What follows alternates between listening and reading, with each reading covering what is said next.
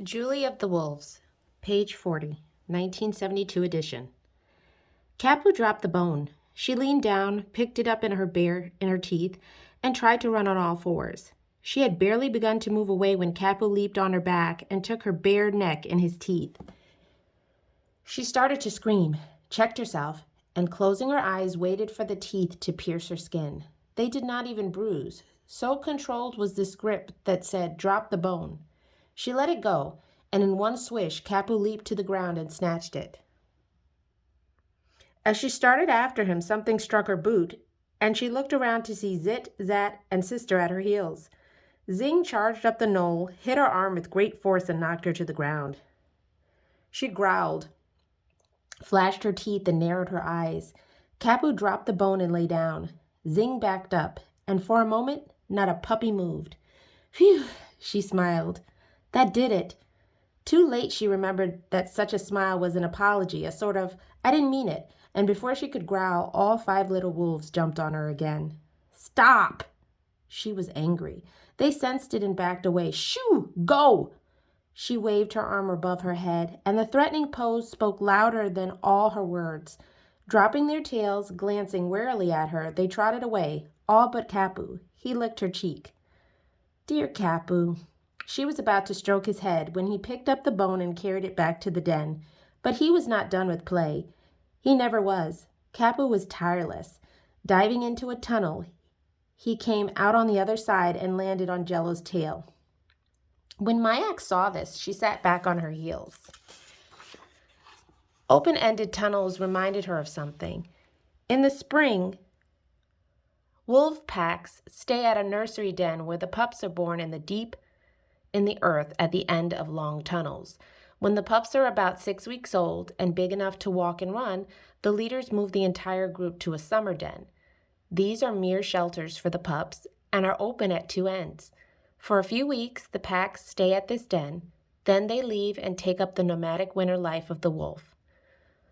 The cold chill of fear ran up Mayak's spine. The wolves would soon depart. Then what would she do? She could not follow them. They often ran 50 miles in a night and slept in different spots each day. Her hands trembled, and she pressed them together to make them stop. For Capuchin had taught her that fear can so cripple a person that he cannot think or act. Already she was too scared to crawl. "Change your ways when fear seizes," he had said, "for it usually means you are doing something wrong." She knew what it was. She should not depend upon the wolves for survival. She must go on her own. Instantly she felt relieved. Her legs moved, her hands stopped shaking, and she remembered that when Capuchin was a boy, he had told her he made snares of rawhide and caught little birds. "Buntings beware!" she shouted, and slid down to her camp. Stepping out of her pants, she slipped off her tights and cut a swath of cloth from the hip with her ulo. She tore the cloth into small strips, then ate some stew and started off to hunt birds. Every so often, she tied a bit of red cloth to a clump of grass or around a conspicuous stone. If she was going to hunt in this confusing land, she must leave a trail to lead her home. She could not smell her way back as the wolves did. As she tied the first piece of cloth to a bent sedge, she looked down on a small pile of droppings. "Eli," she said, "a bird roost. Someone sleeps here every night." Quickly she took the thongs from her boots, made a noose, and placed it under the sedge. Holding the pull rope, she moved back as far as she could and lay down to await the return of the bird. The sun slid slowly down the sky, hung still for a moment, then started up again. It was midnight. A flock of swift-flying Arctic terns darted overhead, and one by one dropped into the grasses. Ruddy turnstones called sleepily from their scattered roosts, and sandpipers whistled. The creatures of the tundra were going to sleep, as they did also at noon in the constant daylight. Each called from his roost. All but the little bird of the sedge. It had not come back. A bird chirped 3 feet from her face, and Mayax rolled her eyes to the left. A bunting on a grass blade tucked its bill into the feathers on its back, fluffed and went to sleep. Where, she asked, was the bird of the sedge? Had it been killed by a fox or a weasel? She was about to get to her feet and hunt elsewhere, but she remembered that Capuchin never gave up. Sometimes he would stand motionless for 5 hours at a seal breathing hole in the ice, waiting for a seal to come up for a breath. She must wait too. The sun moved around the sky, and when it was directly behind her, the sleeping bunting lifted its head and chirped. It hopped to a higher blade of grass, preened, and sang its morning song. The sleep was over. Her bird had not come back. Suddenly a shadow passed. A snowy owl, white wings folded in plummeting dive, threw out his feathered feet and struck the little gray bunting. The owl bounced up and came down almost on Mayax's outstretched hand. The bird caught in its foot. Her first instinct was to pounce on the owl, but she instantly thought better of that. Even if she could catch him, she would have his powerful claws and beak to contend with, and she knew what damage they could do. Besides, she had a better idea, to lie still and watch where he flew. Perhaps he had owlets in the nest, for these little birds took almost 6 weeks to get on their wings. If there were owlets, there would also be food, lots of it, for the male owls are constantly bringing food to the young. Once she had counted 80 lemmings piled at the nest of a snowy owl. So close was the ukpik, the white owl of the north, that she could see the clove markings on his wings and the dense white feathers that covered his legs and feet. His large yellow eyes were pixie-ish, and he looked like a funny little Eskimo in white parka and maklax. The wind stirred the wolverine trim on Mayax's hood, and the owl turned his gleaming eyes upon her. She tried not to blink and belie the life in her stone-still body, but he was suspicious. He turned his head almost upside down to get a more acute focus on her. Then, unwinding swiftly, he lifted his body and sped off. His wings arched deeply as he steered into a wind and shot like a bullet toward the sun. As Mayax rolled to a sitting position, the owl scooped his wings up, braked, and dropped onto an exceptionally large frost heave. He left the bird and flew out over the tundra, screaming the demonic call of the hunting ukpik.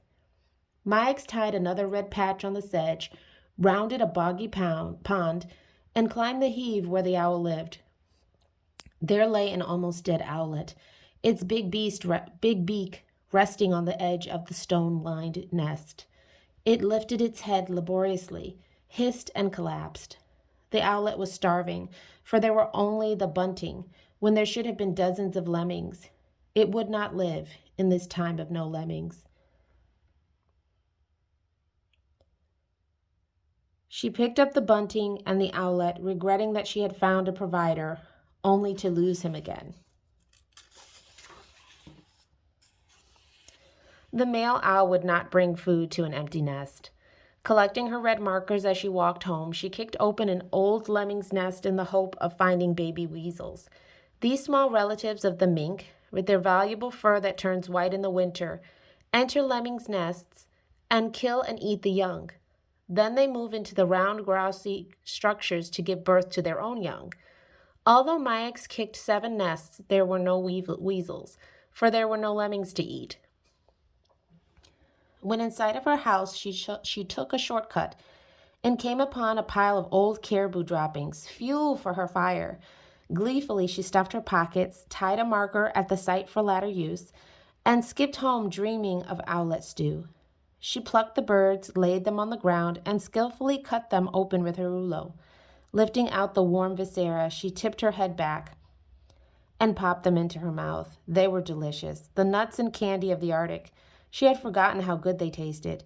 They were rich in vitamins and minerals, and her starving body welcomed them.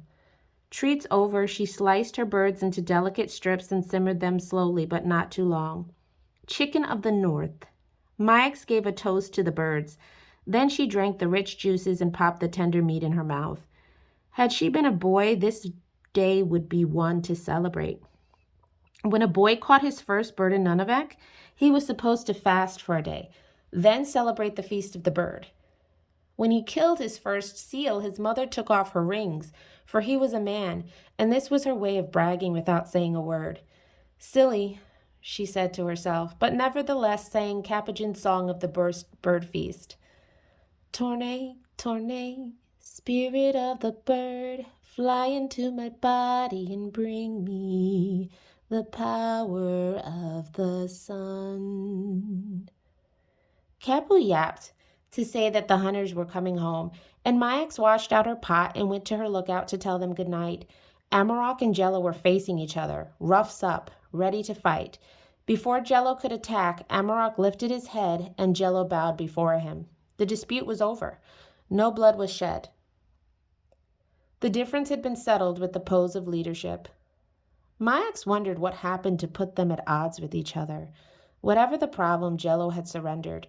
He was on his back, flashing the white fur on his belly that signaled I give up, and not one, not even the pups, could strike him. The white flag of surrender, she murmured. Jello lost. Amoroq walked away gracefully.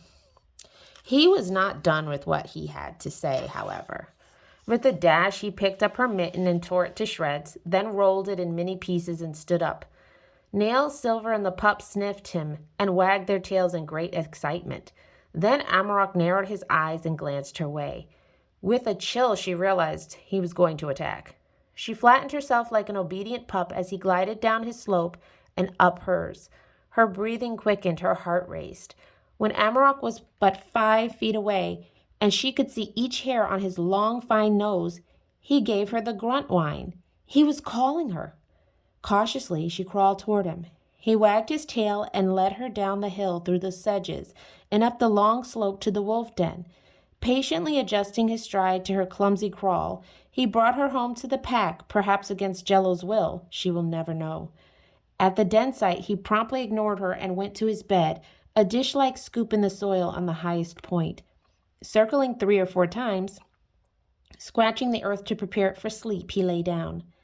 Mayaks glanced out of the corner of her eyes to see Nails preparing his bed, also with scratches and turns. Silver was already in her scoop, snapping at the nursing zing. Jello was off by himself. Now it was Mayaks' turn to say she was home. Patting the ground, circling first to the left and then to the right, she lay down and pulled her knees up to her chin. She closed her eyes, but not completely. Through her lashes, she peeked at Amoroq for reassurance, just as she had seen the other wolves do. The wind played across his black ruff, and his ears twitched from time to time as he listened to the birds and winds in his sleep. All was well with the world, and apparently with her, for Amoroq rested in peace. But Mayaks could not sleep. The sun reached its apogee and started down the blue sky of early afternoon. The elegant Arctic terns cut swirls in the sky, a spider crept under a stone, and the snow buntings flitted and called. From some distant spot a loon cried. Then the pale green of evening was upon the land, and Mayaks closed her eyes. She awoke with a start, a short time later, and looked about in puzzlement. The sky vaulted above her, a grass blade tickled her face, and she remembered where she was, up on the frost heave with the wolf pack. Breathing deeply to quell a sense of uneasiness, she finally relaxed, unrolled, and sat up. Kappa was curled against her leg. Her feet were flipping, and he yipped as if challenging some wolf bad man in his dreams.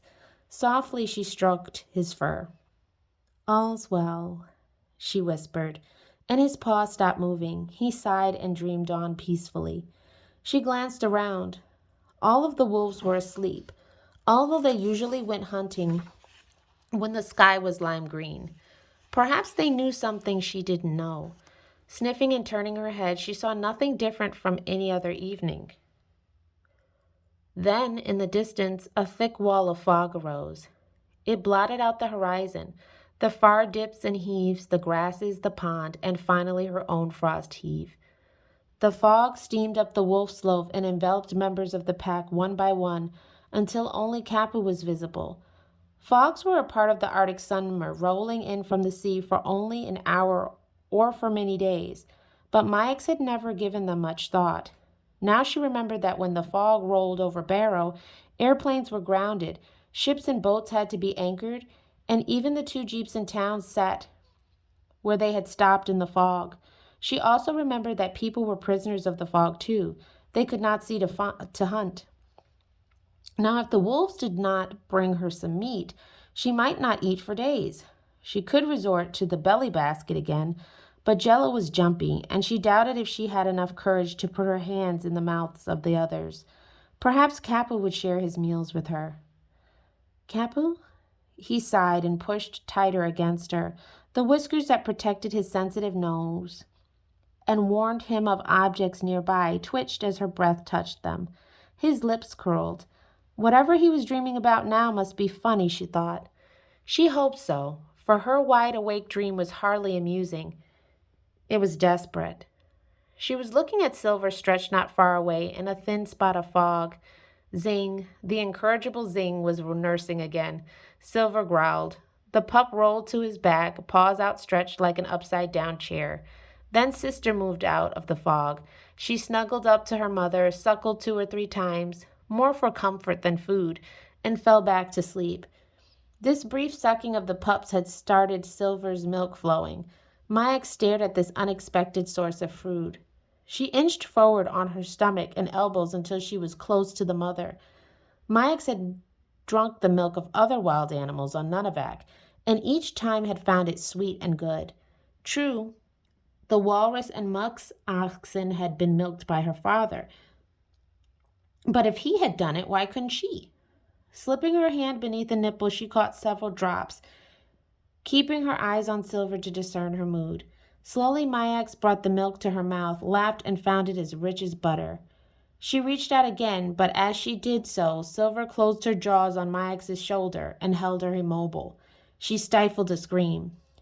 Suddenly, Amoroq appeared and lifted his head. Silver let go. Mayax rubbed her shoulder and crept back to Kapu. He was awake, peering up at her, his head on his paws. When their eyes met, he flipped one ear humorously, and Mayax sensed he had been through this too. "Guess I'm weaned," she said. He wagged his tail.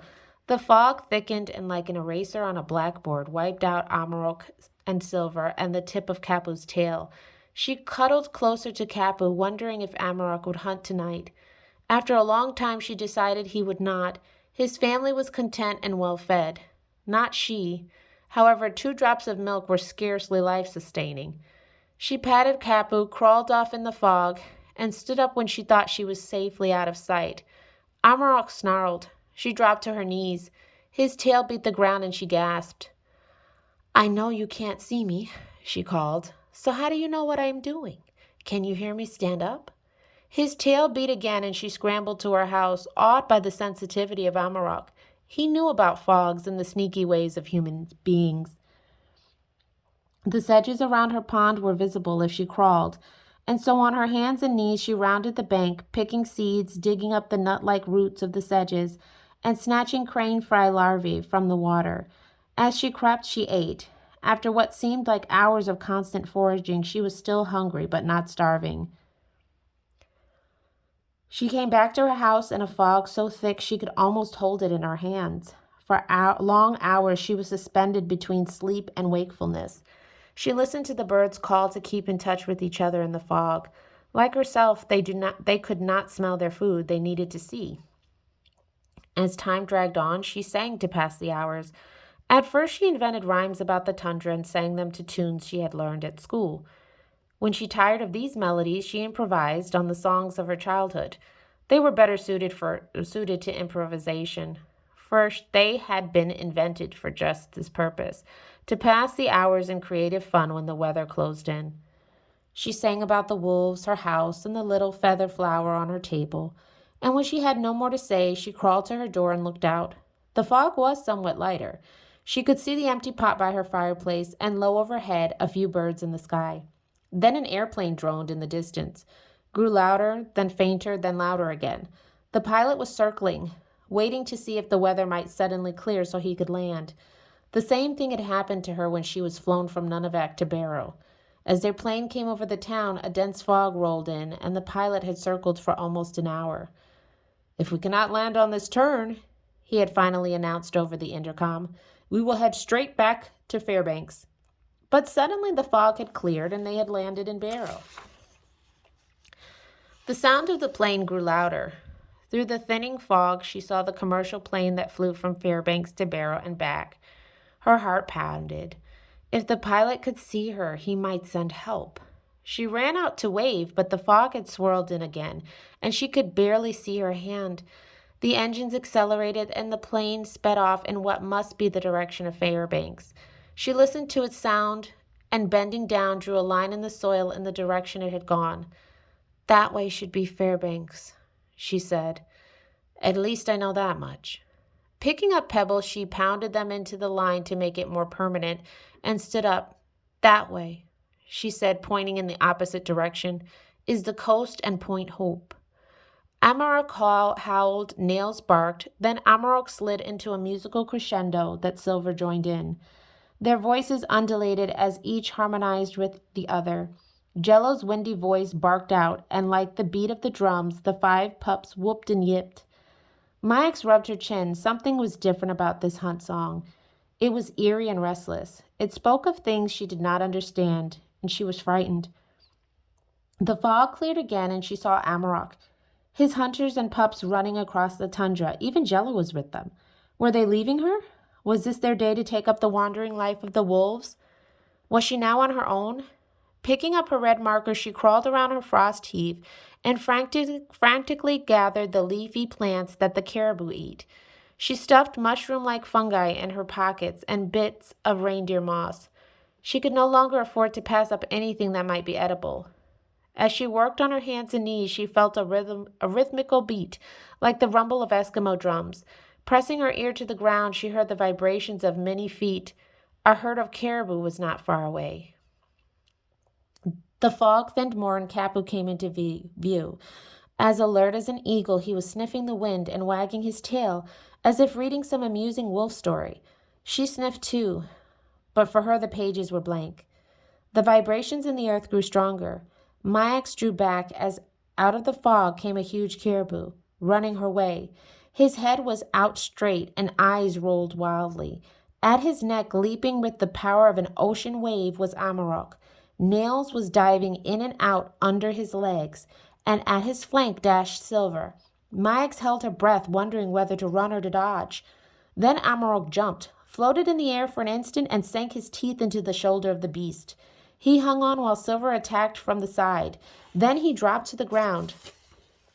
As the bull bellowed, the fog closed in briefly, and when it thinned, the caribou was poised above Amoroq, his cleaver-like hooves aimed at his head. There was a low grunt, a flash of hooves, and the huge feet cut uselessly into the sod, for Amoroq had vaulted into the air again and had sunk his teeth into the animal's back. Snarling, using the weight of his body as a tool, he rode the circling and stumbling beast. Silver leaped in front of the bull, trying to trip him or slow him down. Nails had a grip on one hind leg. The caribou bucked, writhed, then dropped to his knees. His antlers pierced the ground. He bellowed and fell. He was dying. His eyes glazed with the pain-killing drug of shock, yet his muscles still flexed. His hooves flailed at the 3 who were ending the hunt with slashes and bloodletting bites. After what seemed to Mayax an eternity, the bull lay still. Amoroq tore open his side as if it were a loaf of bread, and without ceremony fell to the feast. Kapu and the little wolves came cautiously up to the huge animal and sniffed. They did not know what to do with this beast. It was the first one they had seen, and so they wandered curiously around the kill, watching their elders. Amoroq snarled with pleasure as he ate, then licked his lips and looked at Kapu. Kapu pounced on a piece of meat and snarled too. Then he looked at Amoroq again. The leader growled and ate. Kapu growled and ate. Mayax could not believe her good fortune. An entire caribou felled practically at her door. This was enough food to last her for months, perhaps a year. She would smoke it to make it lighter to carry, pack it, and walk on to the coast. She would make it to Point Hope. Plans racing in her head, she squatted to watch the wolves eat, measuring as time passed the enormous amounts they were consuming, pounds at each bite. As she saw her life food vanishing, she decided she had better get her share while she could, and went into her house for her knife. As she crept up toward the bull, she wondered if she should come so close to the wolves that were eating. Dogs would bite people under similar conditions. But dogs would refuse to share their food with others of their kind, as the wolves were doing now, growling pleasantly and feasting in friendship. She was inching forward when Kapu splintered a bone with his mere baby teeth. She thought better of taking her share. Instead, she waited patiently for the wolves to finish. Amoroq left the kill first, glanced her way, and disappeared in the fog. Silver and Nails departed soon after, and the pups followed at their mother's heels. Eli! Mayak shouted and ran to the food. Suddenly, Jello came out of the fog and leaped upon a leg of the kill. She drew back. Why had he not eaten with the others? She asked herself. He had not been babysitting. He must in some kind of wolf disgrace, for he walked with his tail between his legs, and he was not allowed to eat with the pack. When he too had feasted and left, she walked over to the caribou and admired the mountain of food.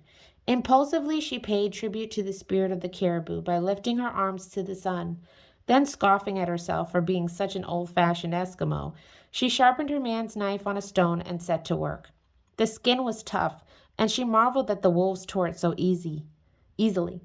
Even as she peeled it away from the flesh with her knife, she was surprised how difficult it was to cut and handle, but she worked diligently, for the pelt was almost as valuable as the meat. Hours and hours later, the last bit of hide came free, and she flopped on her back to rest. Such hard work, she gasped aloud. No wonder this job is given to Eskimo men and boys. With a sigh, she got to her feet, dragged the skin to her house, and laid it out to dry. Scraping and cleaning the skin was something she knew more about, for that was a woman's job. But she was too busy to do that now. It was time to carve and eat. She cut open the belly and lifted out the warm liver, the candy of her people. With a deft twist of her ulo, she cut off a slice and savored each bite of this, the most nourishing part of the animal. So rich is the liver that most of it's presented to the women and girls, an ancient custom with wisdom at its core. Since women give birth to babies, they need the iron and blood of the liver. All during the wolf sleep, Mayak stayed up, cutting off strips of caribou and hanging them over the fire. As she worked, a song came to mind. Amoroq wolf, my friend, you are my adopted father. My feet shall run because of you. My heart shall beat because of you. And I shall love because of you. She stood up, peeked around the heave, and added, But not Daniel. I am a wolf now, and wolves love leaders. The umbrella of fog had lifted, and Mayax ran up the side of her frost heave to see how her family was. They were sleeping peacefully, all but Amoroq. He shot her a glance, lifted his lips, and spoke with his teeth. Oh, all right, Eli. Mayax got down on all fours. But how am I going to follow you if you won't let me walk? I am me, your two-legged pup. She stood up. Amoroq lifted his eyebrows, but did not reprimand her. He seemed to understand she could not change. His tail banged once, and he went back to sleep. Hunts came and went. The smoke curled up from Mayax's fire, and caribou strips shrank and dried. One night she watched the dipping sun, trying to guess the date. It must be the second week of August, for the sun sat almost on the rim of the earth. The wolves had no doubt about the date. They were using a calendar set by the pups, and today was the second day of expiration. Yesterday, Silver had taken them out on the tundra to chase caribou, and now they were bouncing around her, ready to go again. Kapu dashed off a few steps, came back, and spun in a circle. Silver finally gave the signal to go, and led him and the others down the hill and out beyond the pond. Mayax watched them trot off to learn about the scent of caribou and the joy of chasing foxes. She wished she could learn such things too. Shouldering her pack, she wandered through the grasses in search of fuel, a much less exciting assignment. About an hour later, she saw Silver and the pups and paused to watch them chase a lively young buck. Kapu ran with a skill that almost matched his mother's. Mayax waved to them and started home. As she rounded the pond, she squinted at the sun again, for it had not climbed up the sky but was still sitting on the horizon. This worried her. It was later than she thought. Autumn was almost here. A glance across the barrens reaffirmed this. The flowers were gone, the birds flocked in great clouds, and among them were eider and old squaw ducks that kept to the rivers and beaches, except when they migrated south. Finally, she saw, like hundreds of huge black fingers, the antlers of the caribous beyond the turn of the horizon. They were moving to their wintering ground ahead of the deep freeze and snow. She wondered why they passed so close to their enemies, the wolves, then recalled how swiftly they could run. The young and the healthy ones did not fear the wolves, and the sick and the old were doomed in winter. Her caribou had been so infested with the larvae of noseflies, it had not been able to eat. A weakling, it had become food to give strength both to her and to the wolves. After storing her fuel, she returned to the kill to cut off more strips to smoke. As she approached, she saw Jello there and felt uneasy, for the wolves had not touched the caribou since the night they had felled it. She liked to think they had given it to her. Jello snarled. "That's not nice," she said. "Go away." He growled fiercely, and she realized she had not seen him with the rest of the pack for several sleeps. He was not even babysitting now, for the pups went out with their mother at night. She shouted again, for she needed every bite of that meat. Hearing anger in her voice, he stood up, the hairs on his back rising menacingly. She backed away. Hurrying to her camp, she got out her man's knife and began to dig. Every Eskimo family had a deep cellar in the permafrost into which they put game. So cold is the ground that huge whales and caribou freeze overnight, preserved for the months to come. Mayax dug to the frost line, then whacked at the ice until many hours later, she had chopped 3 feet into it. This was not the 18-foot deep cellar of her mother-in-law, but perhaps it would keep the rest of her food from Jello. Cautiously, she went back to the kill. Jello was gone. Working swiftly, she chopped off the best pieces and dragged them to her refrigerator. Then she covered the hole with a large slab of sod. She was heating a pot of stew when Kapu came around the hill with a bone in his mouth. Mayax laughed at the sight, for although he ran like an adult on the tundra, he was still a puppy with games on his mind. She lifted a chunk of cooked meat from the pot and held it out to her brother. "It's good," she said. "Try some Eskimo food."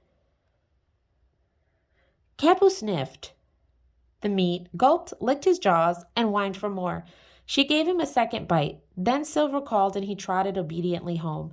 A few minutes later, he was back for another bite. "Maybe you'll learn to like it so much you'll travel with me," she said, and threw him another chunk of meat. "That would be nice, for I will be lonely without you." Kapu suddenly looked at her and pressed back his ears. She understood his problem instantly and danced lightly from one foot to the other. "It's all right, Kapu," she said. "Amoroq has agreed that I can go on 2 feet. I am, after all, a person." Unnumbered evenings later, when most of the meat was smoked, Mayax decided she had time to make herself a new mitten. She cut off a piece of the new caribou hide and was scraping it clean of fur when a snowstorm of cotton grass seeds blew past her face. "Autumn," she whispered and scraped faster. She saw several birds on the sedges. They were twisting and turning and pointing their beaks toward the sun as they took their readings and plotted their courses south. With the start, Mayax noticed the sun. It was halfway below the horizon. Shading her eyes, she watched it disappear completely. The sky turned navy blue, the clouds turned bright yellow, and twilight was upon the land. The sun had set. In a few weeks, the land would be white with snow, and 3 months the long Arctic night that lasted for 66 days would darken the top of the world. She tore a fiber from the skin, threaded her needle, and began to stitch the mitten. About an hour later, the sun arose and marked the date for Mayax. It was August 24th, the day the North Star reached Barrow. Of this she was sure, for on that day the sun lingered below the horizon for about 1 hour. After that, the nights lengthened rapidly until November 21st, when the sun disappeared for the winter. In bed that evening, Mayax's spirit was stirred by the seeding grass and the restless birds, and she could not sleep. She got up, stored some of the smoked meat in her pack, spread the rest in the sun to pack later, and hurried out to the caribou hide. She scraped all the fat from it and stuffed it in the bladder she had saved. The fat was excellent fuel and gave light when burned. Finally, she crept to her cellar for the rest of the meat and found Jello digging through the lid of the sod. "No!" she screamed. He snarled and came toward her. There was nothing to do but assert her authority. She rose to her feet and tapped the top of his nose with her man's knife. With that, he stuck his tail between his legs and slunk swiftly away, while Mayak stood still, surprised by the power she felt. The knife made her a predator and a dangerous one. Clutching her food, she ran home, banked the fire, and put the last of the meat on the coals. She was about to go to bed when Kapu bounced down her heave, leaped over her house, and landed silently by her side. "Oh, wow," she said. "I am so glad to see you. Jello scares me to death these days." She reached into her pot for a piece of cooked meat for him, and this time he ate from her fingers. Then he spanked the ground to play. Picking up a scrap from the mitten, she swung it around her head. Kapu leaped and snatched it so easily that she was startled. He was quick and powerful, an adult, not a pup. She hesitated to chase him, and he bounded up the heave and dashed away. The next morning, when she went out to soften the hide by pounding and chewing it, she saw two bright eyes peering at her from behind the antlers, about all that was left of her caribou. The eyes belonged to an Arctic fox, and she walked toward him upright to scare him away. He continued to gnaw the bones. "Things are tough, eh, little fox?" she whispered. "I cannot drive you away from the food." At the sound of her voice, however, his ears twisted, his tail drooped, and he departed like a leaf on the wind. The fox's brown fur of summer was blotched with white patches, reminding Mayax again that the winter was coming, for the fur of the fox changes each season to match the color of the land. He would soon be white like the snow. Before sundown, the temperature dropped, and Mayax crawled into her sleeping skin early. Hardly had she snuggled down in her furs than a wolf howled to the south. "I'm here," Amoroq answered with a bark, and the distant wolf said something else. She did not know what. Then each pack counted off, and when the totals were in, Mayax's wolves yipped among themselves as if discussing the tundra news. A pack of 12 wolves to the north. So wild had their voices been that Mayax crept to her door to call Kapu to come and ease her fears. She started with surprise. There by her pond was Amoroq. The wind was blowing his fur, and his tribe was gathered around him, biting his chin, kissing his cheeks. With a sudden sprint, he sped into the green shadows of sunrise. And one by one, his family fell in behind, according to their status in the pack. Nails ran second, then Silver, Kapu, Sister, Zit, Zag, and Zing, and finally far behind came Jello. Mayax at last was sure of what happened to Jello. He was low man on the totem pole, the bottom of the ladder. She recalled the day Amoroq had put him down and forced him to surrender. The many times Silver had made him go back and sit with the pups, and the times that Kapu had ignored his calls to come home to the den. He was indeed a lowly wolf, a poor spirit with fears and without friends. Scrambling to her feet, she watched the pack run along the horizon, a flowing line of magnificent beasts, all cooperating for the sake of each other, all wholly content, except Jello. He ran head down, low to the ground, in the manner of the lone wolf. "That is not good," she said aloud. An Arctic tern skimmed low, and she jumped to her feet, for it was flying with determination that she had not seen in the birds all summer. Its white wings cut a flashing V against the indigo sky as it moved due south across the tundra. There was no doubt in her mind what that steady flight meant. The migration was on. "Goodbye," she called sadly. "Goodbye." Another tern passed overhead, then another and another. Mayax walked to the fireplace and threw on more fuel. Amoroq howled in the distance, his royal voice ringing out in a firm command. Somehow she felt he was calling her, but she could not go on this hunt. She must finish smoking every morsel of meat. Hurriedly, she picked up her markers and started off for more fuel. Several hours later, her tights bulging with caribou chips, she saw the wolves again. Amoroq, Nails, and Silver were testing the herd, and Kapu was pouncing and bouncing. She knew what that meant. The hour of the lemmings was returning.